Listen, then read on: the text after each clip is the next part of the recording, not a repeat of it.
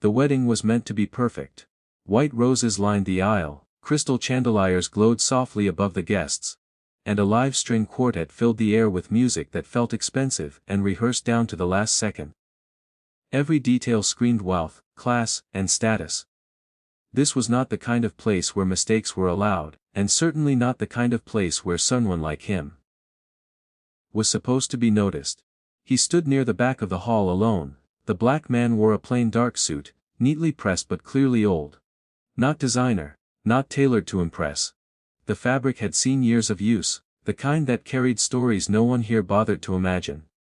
His shoes were polished, but the leather had softened with age. His posture was straight, unnaturally straight, like a man who had trained his body to obey commands long before this wedding invitation ever arrived. Around him, whispers floated like poison in perfume. Who invited him? I see staff. He looks lost. Probably came with the catering. A few guests laughed quietly. Others stared openly, not even bothering to hide their judgment. At a wedding filled with executives, politicians, and influential families, this man didn't fit the picture they expected to see in the photographs. No one asked his name. No one asked why he was there. The bride's side of the family, seated closest to the aisle, exchanged glances of confusion and irritation. Her mother leaned toward her sister and whispered something sharp, eyes flicking toward the man in the back. The sister smirked. This wedding has security, right? She muttered, relax. The mother replied, he'll probably leave once he realizes he's in the wrong place. But the man didn't move. He stood quietly, hands clasped behind his back, eyes forward. He wasn't scanning the room. He wasn't uncomfortable. He wasn't lost. He was waiting. The groom, dressed in a sharp military-style formal suit modified for the ceremony, stood at the altar. Tall, confident, composed. A man clearly used to command and discipline. His medals were subtle but visible to anyone who knew where to look. To the guests, they were decorative. To those who understood, they told a story of rank, responsibility and sacrifice. As the music softened and the ceremony neared its start, the groom's eyes swept the hall, checking details, reading the room, instinctively alert. That was when he saw him. The man at the back. For just a fraction of a second, the groom froze. No one noticed it except the best man standing beside him. The groom's jaw tightened. His shoulders squared. His breathing changed. It was the reaction of a soldier who had just recognized something important, something dangerous, powerful, or deeply personal. The groom did not smile. He looked away briefly, regaining composure, but his focus kept drifting back toward the back of the hall. Toward the man everyone else was pretending didn't matter. The bride arrived moments later, radiant, glowing, and a room stood. Cameras flashed. Phones rose. Attention shifted completely. Everyone except the groom. The man at the back remained still as the bride walked down the aisle. He did not turn his head. Did not clap. Did not whisper. His eyes stayed forward, locked on the groom, like a sentry standing watch. A teenage cousin leaned toward her friend and whispered, "Why is he standing like that? So stiff?" Her friend giggled, trying to look important. The officiant began speaking about love, unity, and destiny. Words floated over the guests, pleasant but forgettable. No one noticed the tension building, no one except the groom and the man in the back. Then came the moment no one expected. Just before the vows, the officiant paused. He looked confused. Is there something you'd like to say before we continue?" he asked, glancing at the groom. The groom stepped forward. Every whisper died. He turned. Not toward the bride, not toward the families, but toward the back of the hall. Toward the black man everyone had mocked. "Sir?"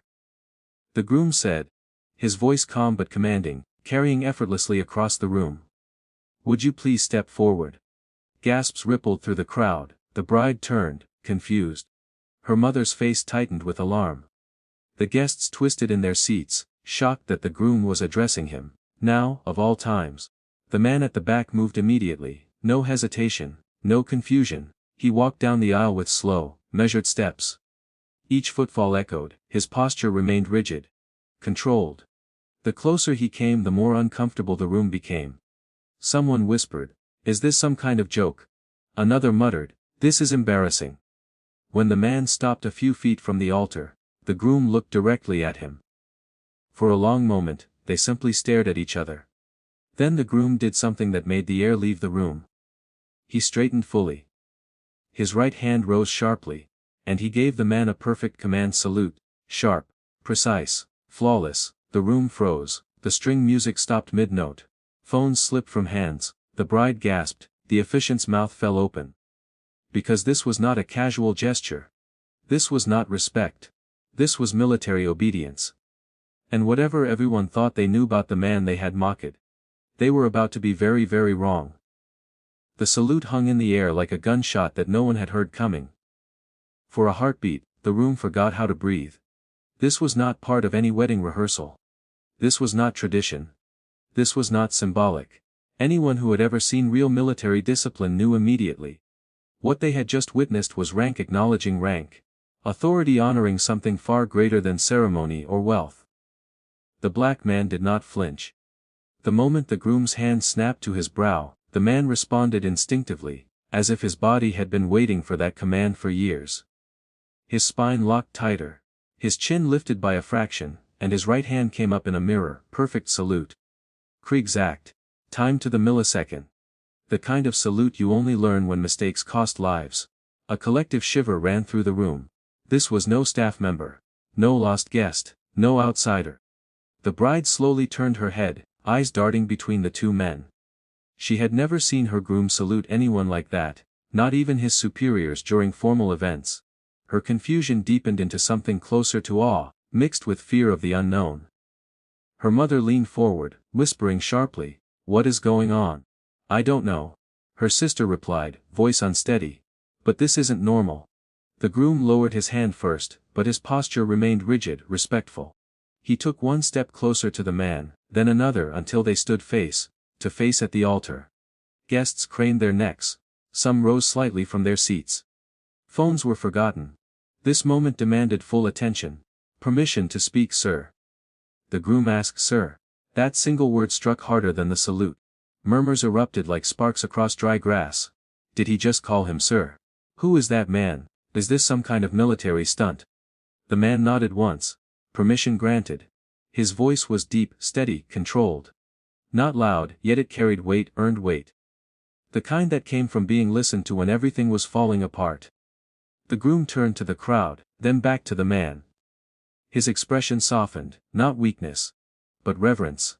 "I asked you to come today knowing full well this would happen," the groom said. "And I also knew I might owe you this moment." He turned fully to the guests. "This man," he said slowly, deliberately, "he's the reason I am standing here alive today."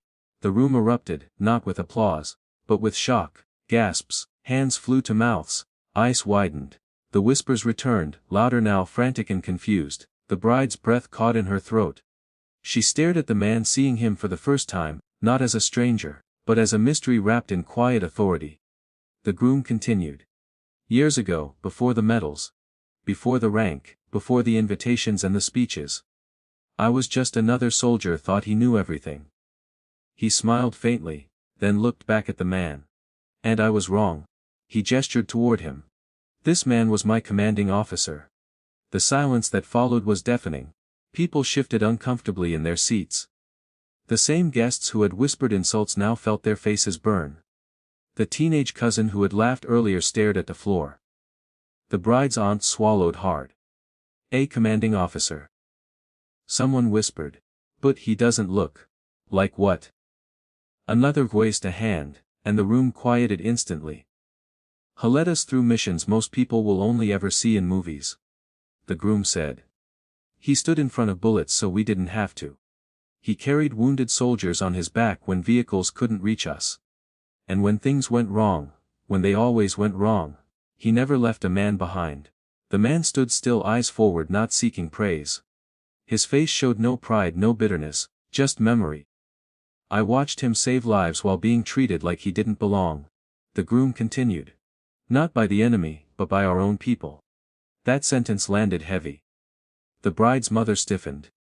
A businessman in the front row cleared his throat nervously. Someone in the back muttered, "God." The groom's voice tightened. He was questioned more, doubted more, watched more, all while carrying more responsibility than anyone else. He turned to the man again. "Sir, you taught me what leadership really is." The man finally spoke again, quietly. You learned faster than most. A faint, almost imperceptible smile flickered between them. Shared history, shared survival. The officiant stood frozen, unsure whether he was witnessing a wedding or a reckoning. The groom faced the guests once more. So yes. I stopped my wedding. And I would do it again. Because before I make vows about honor and loyalty, I wanted to the man who taught me the meaning of both. No one laughed now. No one mocked. The same people who had judged the man by his suit now struggled to meet his eyes. Because suddenly, that plain suit looked heavier than any tuxedo in the room, heavy with sacrifice, discipline, and unspoken stories. The bride stepped forward slowly. She looked at the man. Then at her groom. Why didn't you tell me? She asked softly. I wanted you to meet him like this. The groom replied. The way he deserves to be met. She nodded, eyes glassy. Then, without hesitation, she turned to the man and extended her hand. Thank you, she said. For bringing him home. The man hesitated for the first time. Then gently shook her hand. He brought himself home, he said. I just made sure he wasn't alone. Tears flowed openly now, not from sadness but from truth. The groom took a step back, raised his voice one last time. Ladies and gentlemen, before this ceremony continues I ask you to stand. Every single person rose. I ask you to stand, he said. For the man you didn't see, but who has always been there. And in that moment, respect replaced judgment. But the story of why this man had been pushed aside, and the final command the groom was about to give, had yet to be revealed. The guests were still standing when the groom slowly lowered his hand. No one sat, no one moved. It was as if the entire wedding hall had been placed under a command stronger than etiquette or tradition. The kind of command that comes not from authority alone, but from truth finally being spoken out loud. The groom turned back to the man standing before him. Sir, he said again, voice firm but heavy now. With your permission, I need them to know. The man's jaw tightened slightly. For the first time since he had stepped forward, emotion flickered in his eyes, controlled, restrained, but undeniably present. He held the groom's gaze for a long moment, measuring the weight of what was about to be shared. Say only what must be said, the man replied. The groom nodded. He faced the crowd again, but this time his expression had changed. This wasn't pride anymore. This was anger, quiet, disciplined anger that had waited years for this moment. You see a respected officer standing here today. The groom began. But what you don't see is how hard the world tried to erase him. A murmur rippled through the room. He was the best leader I ever served under. The groom continued. Not because he shouted the loudest, or demanded respect, but because he earned it every single day. And yet, when promotions came, when recognition was due, when names were written down, he paused. His name was always missing. A woman in the front row frowned. A man beside her shifted uncomfortably. They said he was too intense. The groom said bitterly. Too strict. Not a good fit for public leadership.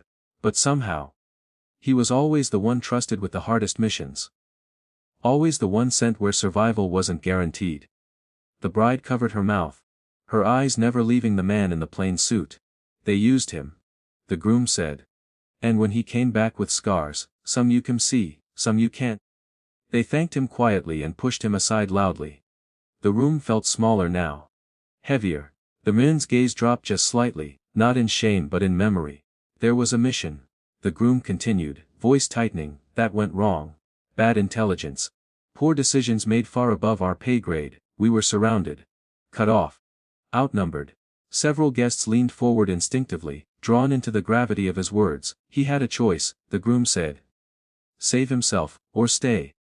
The groom swallowed hard. He stayed. The man's hands clenched behind his back. He coordinated air support with a broken radio. He dragged wounded soldiers through fire. He shielded us with his own body when evacuation was delayed. And when the dust settled, the groom exhaled slowly. They called him reckless. A sharp intake of breath echoed from somewhere in the crowd. They said he disobeyed protocol. The groom went on. They said his leadership style was too aggressive. They quietly ended his upward path, while praising the outcome he made possible. The injustice hung naked in the air. The bride's father stared at the floor. The same man who had earlier whispered about security.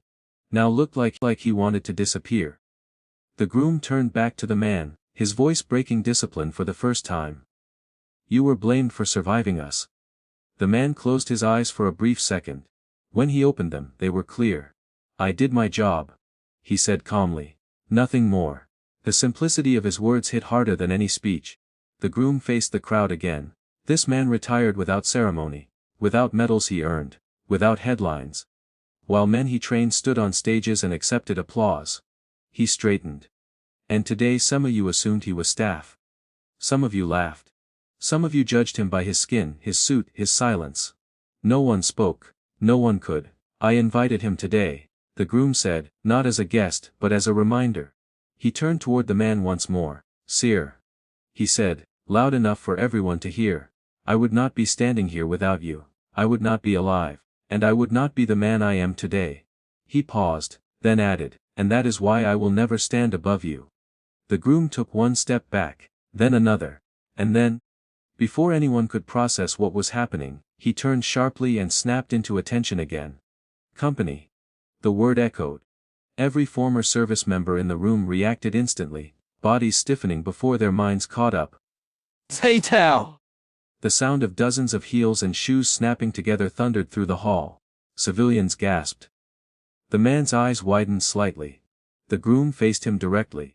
Voice commanding, unbreakable. Sir, he said. On behalf of every life you saved, every sacrifice you made in silence, I ask you to accept the respect you were denied. The man stood frozen, not by fear, but by the weight of a moment he had waited a lifetime to feel. And then, slowly, he raised his hand, returned the salute. This time the entire room understood. The salute was still raised when the groom lowered his voice. Hold, he said quietly. The man obeyed instantly, not because he was ordered, but because discipline had been carved into him by years of responsibility where hesitation meant death.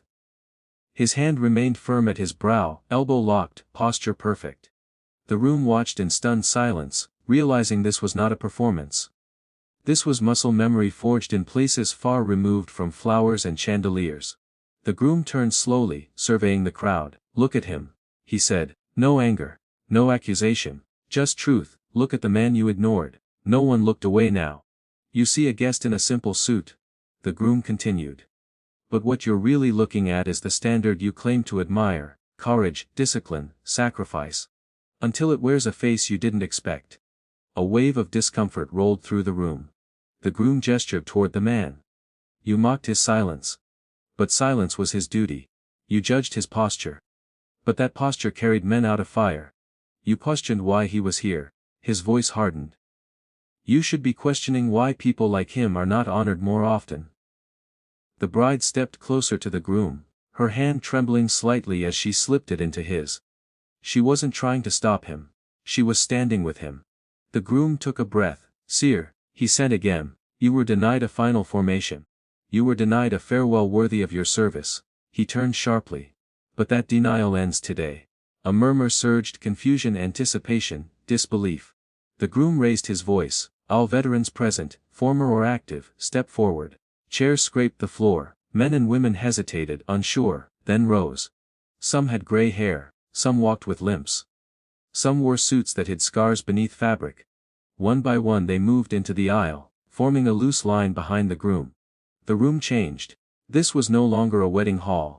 This was a formation. The groom turned back to the man. Sir, he said, voice steady but thick with emotion. This ceremony pauses under my authority. The officiant swallowed and nodded. Of course. The groom faced the line of veterans. You know the drill, he said. They snapped to attention. Civilians stared, breathless. The groom stepped aside, creating space at the center. Sir, he said to the man, take your place. For the first time, the man hesitated, not from fear, from disbelief. You don't have to, the groom added quietly. But you deserve to. The man lowered his salute at last. His hand trembled, not visibly, but just enough to betray what this moment meant. He stepped forward, each step heavy with years of swallowed disappointment. As he reached the center, the groom snapped another salute. Then every veteran followed. A wall of salutes rose. Perfect. Unified. The sound of hands snapping to brows echoed like a drumbeat. The bride began to cry openly. Guests covered their mouths. Some bowed their heads in shame. Others wiped tears they didn't understand until now. The groom spoke one final command, "Present Hars." The veterans held their salutes. The man stood at attention, eyes forward, jaw clenched, chest rising and falling as decades of silence finally cracked. This was the farewell he never received. This was the respect that had been delayed, but not denied forever. The groom stepped forward again, lowering his salute last. "Sir," he said, voice barely contained, "thank you for teaching me how to stand." The man finally spoke, not as a commander, not as a soldier, but as a human being. "Thank you," he said quietly, "for remembering." The groom turned back toward the crowd, "And let this be remembered," he said. "Honor is not measured by applause. Respect is not earned by appearances. And greatness does not announce itself, it waits." Silence followed, not awkward, reverent. The officiant cleared his throat gently. "Shall we continue?" The groom smiled. "For the first time since the ceremony began, yes," he said. "Now we can." But the wedding would never be remembered for vows or rings. It would be remembered for the room full of judgment learned the cost of silence, and the power of one command. When the officiant finally resumed the ceremony, the words sounded different. The vows were the same ones spoken at countless weddings, but the room was no longer the same. Every sentence echoed with what had just happened. Loyalty, honor, sacrifice. Those weren't abstract ideas anymore. They had faces now. Scars. History. The man returned quietly to his place near the front, no longer hidden in the back. No one asked him to move. No one dared. Space opened around him naturally, as if the room itself had learned respect. The bride and groom exchanged rings. Applause followed, genuine this time. Yet many clapped through tears. Others clapped through guilt. A few clapped because they had to do with the weight pressing on their chests. When the ceremony ended, the music swelled again, but it no longer felt like background noise. It felt like release, as guests stood and began to mingle. Something strange happened. People hesitated. The confident ladder from earlier was gone. Conversation started softly, cautiously. People glanced toward the man in the plain suit, unsure how to approach him, now that their assumptions had been stripped bare. A woman in an expensive dress took a step toward him, then stopped. She smoothed her hair, adjusted her posture, rehearsed words in her mind, and walked away again. Defeated by her own shame. Across the room, the bride's mother whispered to her sister, "I owe him an apology." Her sister nodded slowly. "So do I." The groom watched it all quietly, hand in hand with his wife. He didn't intervene. This was not his battle to fight anymore. The man stood alone for a moment, gazing at the decorations as if seeing them for the first time. Then he moved toward the refreshments, pouring himself a glass of water instead of champagne. A young man approached him, barely out of his 20s, nervous, eyes darting. "Sir," he said, voice cracking, "I just wanted to say I'm sorry. For earlier." The man looked at him calmly. "For what exactly?" The young man swallowed. "For assuming, for laughing, for not knowing." The man nodded once. "Then learn," he said. "That's enough."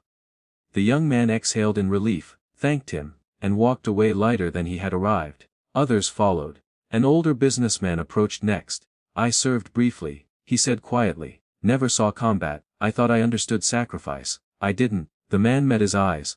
"Understanding comes late for most people," he replied. "What matters is what you do with it." Apology after apology came, not dramatic, not loud, but real. Some were clumsy. Some were tearful. Some were silent nods of respect. Not everyone came forward. A few guests stayed at the edges of the room, avoiding eye contact, pretending the night was just another wedding. The man noticed them, but he did not chase acknowledgement. He had spent a lifetime not being seen. He did not need it now. The bride approached him at last. "May I sit with you?" she asked gently. He inclined his head. "Of course." They sat together at a small table away from the noise. "I didn't know," she said, "about any of it." He nodded. "You weren't meant to." She studied his face. "Does it ever stop hurting, being overlooked?" The man considered the question carefully. "No," he said. "But you learn how to carry it without letting it define you." She swallowed. "I'm glad you came." "So am I," he replied. Across the room, the groom watched them, pride swelling quietly in his chest. Later, as plates were cleared and the lights dimmed for the first dance, The man rose, preparing to leave. He hadn't planned to stay long. He never did. The groom noticed immediately. He crossed the room and stood before him. Leaving already? I've taken enough of your day, the man said. The groom shook his head. You've given me everything I have. He hesitated, then spoke softly. There's something else. The man raised an eyebrow. I didn't just invite you to honor you, the groom said. I invited you because I need your answer. The man studied him carefully. To what? The groom glanced toward the crowd, then back. A position, he said. One that was denied to you before. The man's expression hardened slightly. I'm retired. I know, the groom replied. But the organization that failed you, they're watching now. The man said nothing. I won't pressure you. The groom added. But your decision will change more than you think. The music swelled. The man looked around the room, at the people who had judged him, apologized to him, learned from him. Then he looked back at the groom. Ask me again, he said, when the music stops. And with that he walked away, leaving behind a room full of changed hearts, and a question that would echo long after the last song ended. The music did stop, not all at once, not dramatically, but gradually as the night wound down and the wedding hall emptied. Laughter faded into quiet conversations. Glasses were cleared. Decorations were loosened. What remained was not celebration, but reflection. The man stood outside under the night sky, the cool air brushing against his face like an old companion. He preferred moments like this, when noise surrendered to silence, when truth had room to breathe. Behind him footsteps approached. He didn't turn. You always did like the quiet, the groom said. The man smiled faintly. Only because it tells the truth. They stood side by side beneath soft lights strung between trees. I spoke to them, the groom said. The board, the people who decide who matters. The man exhaled slowly. And, they want you back. Silence stretched. An advisory role, the groom continued. Visible, high profile, they want your name, your face, your story. The man finally turned to him. After how many years? Too many, the groom admitted. The man nodded. That's usually when truth becomes fashionable. The groom flinched.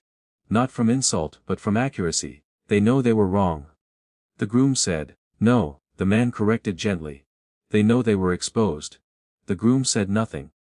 They watched you salute me. The man went on.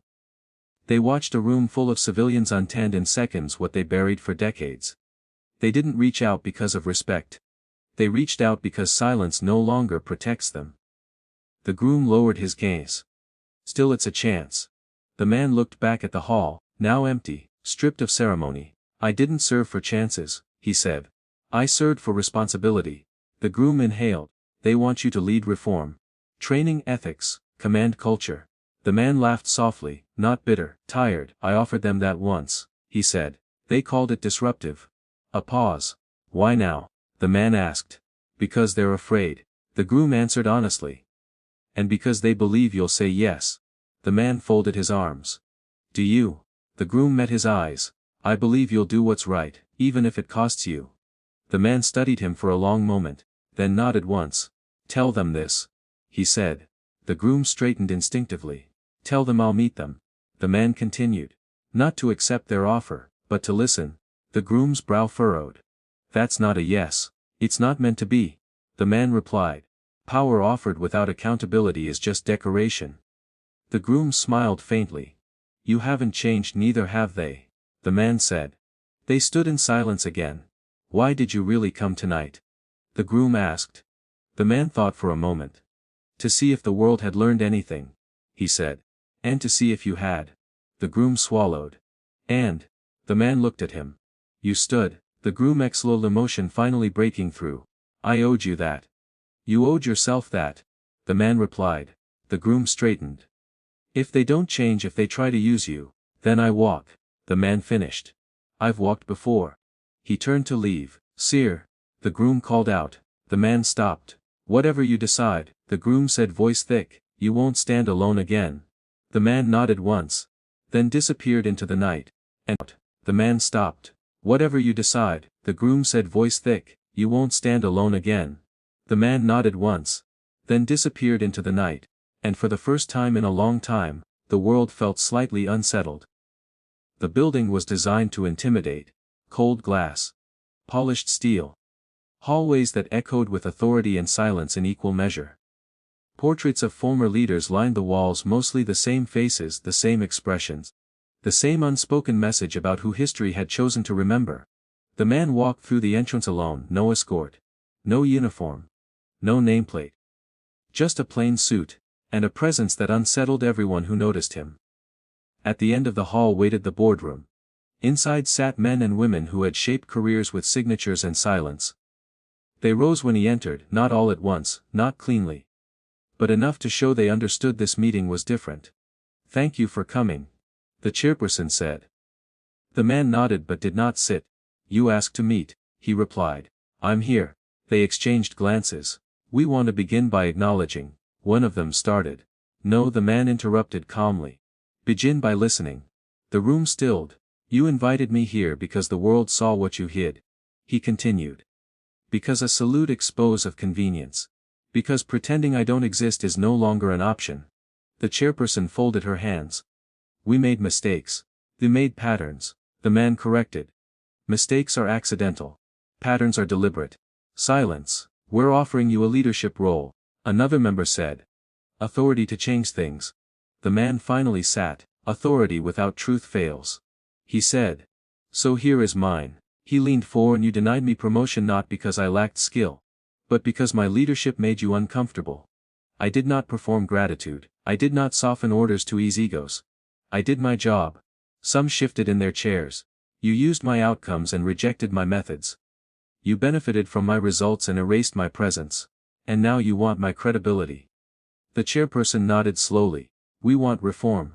"Then start by admitting this system was never neutral." The man replied. "He rewarded familiarity, not excellence." A long pause. "What can issue statements?" someone offered. "No," the man said. "Issue accountability." Eyes widened. "I don't want a role," he continued. "I want records open. I want evaluations reviewed. I want those denied advancement without cause to be heard." "That could destabilize," someone began. "Good," the man said. "Stability built on injustice deserves to be disturbed." The groom's words echoed silently in the room. Power exposed fierce truth. The chairperson leaned back. "And if we refuse?" The man stood. "Then I walk away," he said. "And every silence that follows will speak louder than any reform you pretend to make." The room held its breath. Finally, the chairperson nodded. "We agree." Not eagerly, not proudly, but fully. The man inclined his head. "Then I'll serve, on my terms." As he left the building, something fundamental shifted. Not a system transformed overnight, but a door that would never fully close again. It started with a phone video. Someone at the wedding, no one ever figured out who, had captured the moment the groom raised his hand and snapped into that perfect command salute. The clip was short, shaky and raw. No music, no captions. Just silence, posture, and truth. By morning, Inua's outlets ran it on loop. Social media tore it apart and stitched it back together again. Comment sections filled with arguments, praise, anger, and something rarer, reflection. People asked questions they had avoided for years. Who gets recognized? Who gets erased? How many heroes walk past us every day unseen? The man did not watch the video. He didn't need to. He saw the ripple in quieter ways.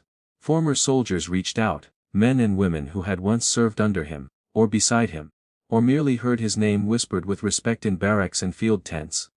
Messages came in late at night. Emails written carefully as if afraid of being ignored. "Sir, you gave us language for what we couldn't explain." "Sir, thank you for standing when we were told to sit." "Sir, because of you, I spoke up today." He read every one. He answered only a few. At training centers conversations changed. Young officers asked different questions. Evaluations were re-examined. Mentors were challenged. Not aggressively, but persistently.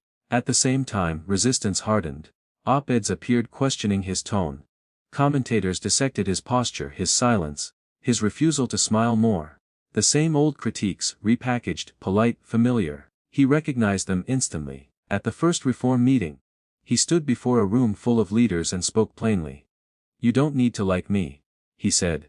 "You need to listen." Some did, some pretended. Change moved unevenly. Slowly. But it moved. One afternoon, he received a call from the groom. They're naming a training initiative after you, the groom said. The man paused. I didn't ask for that. I know, the groom replied. That's why it matters. The man exhaled. Names fade, he said. Standards last. The groom smiled on the other end of the line. Then help me make them last. The man agreed, not for recognition. For the next generation who deserved better silence. The letter arrived without warning, no return address. No title. Just his name typed neatly on the envelope. As if whoever sent it had practiced restraint after a lifetime of excess. He recognized the handwriting inside, before he finished the first line. It was from the man who had once signed the evaluation that ended his ascent. The letter was not long. It did not justify. It did not defend. It apologized. Not publicly. Not strategically. Privately. The man read it once. Then again. Then he folded it carefully and placed it on the table beside him. Forgiveness, he had learned, was heavier than anger. Anger burns hot and fast. Forgiveness lingers. It asks more questions. It demands more honesty, not just from others, but from yourself. That evening, he walked alone through a park near his home. Children laughed in the distance. A jogger passed, earbuds in. Unaware of the battles this man had survived, both visible and unseen. The groom's word echoed in his mind, you won't stand alone again. But this decision, this one was his alone. At the next reform session, the same man who wrote the letter was present. Older now. Slower. Less certain. Their eyes met across the room. The man nodded once, acknowledgement, not absolution. When it was his turn to speak, the man stood. I was asked recently, he said, what justice looks like. The room quieted. Justice is not humiliation, he continued. It is not revenge dressed as progress. Justice is systems that do not require heroes to survive. Some shifted uncomfortably. And forgiveness, he added, is not forgetting. It is choosing not to pass the wound forward. He looked directly at the man who once denied him. I forgive, he said simply. The air changed, not relief. Release. After the meeting, the older man approached him, eyes wet. I don't deserve that. He whispered. No, the man replied. But the future deserves better than our past. That night, the video from the wedding resurfaced again, this time paired with his words on forgiveness. Millions watched. Millions listened. For the first time. The narrative changed, not from outrage, but from growth. The morning of the Academy speech arrived crisp and clear. The sky was pale, almost silver. And the campus buzzed with nervous energy. Young officers, freshly commissioned, stood in formation, their uniforms perfect, shoes polished. Every detail drilled into submission. They were proud. They were confident. They were untested. The man walked onto the parade ground alone, no fanfare, no photographers, no announcements. Just the quiet authority that had always preceded him. The crowd of cadets turned, curiosity flickering in their eyes. Some whispered. Some smirked. They had heard rumors about the man who had once been overlooked. Whose name had been erased from records. Who had returned to silence the noise with nothing but presence. The groom, standing to the side as a silent witness, watched with admiration. Today was not about weddings, not about ceremonies. Today was about setting the record straight. And no one would forget it. The man stopped at the center of the formation. He looked at the young officers, not as a guest speaker, not as a figure of authority, but as someone who had been in their shoes, had walked through fire, and carried every scar invisibly. His gaze swept the formation slowly. Attention! He commanded. The formation stiffened. Feet snapped together. Hands went to brows. The precision of military discipline filled the air, but it was different this time. It was electric. It carried weight. It carried history.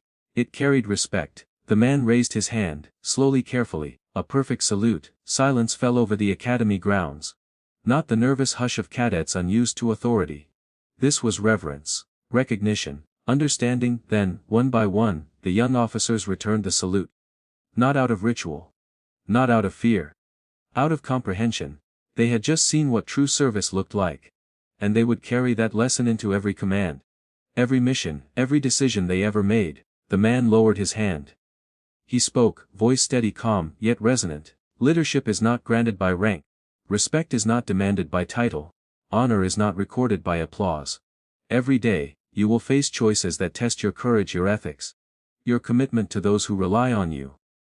Never forget the measure of a soldier, or a leader, is how they treat those who cannot defend themselves, who are unseen, who are underestimated. Stand for them, protect them, lead them, and never let silence be mistaken for weakness. The cadets listened rapt, some wiped tears discreetly, some nodded with quiet determination. This was no ordinary lecture.